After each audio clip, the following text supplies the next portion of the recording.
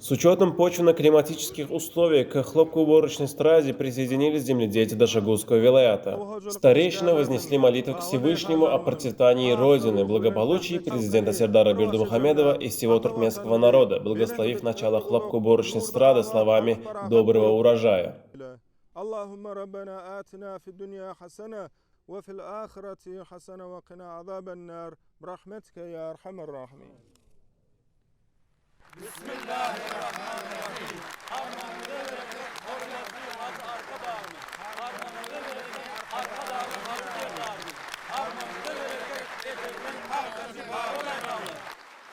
Dünyanın yukarı öndürücülükli, işlemek için aklı amatıkları olan kuvvetli teknikaları ve oğuzluk kurallarını, Türkiye'lerini, hormatlı prezidentimin iyilikleri satın alıp vermeyi bilen oğuzluk kuvvetlenir ve edilen aladalar zahmetkeşlerin, dayhanlarımızı zahmete ruhlandırıyor.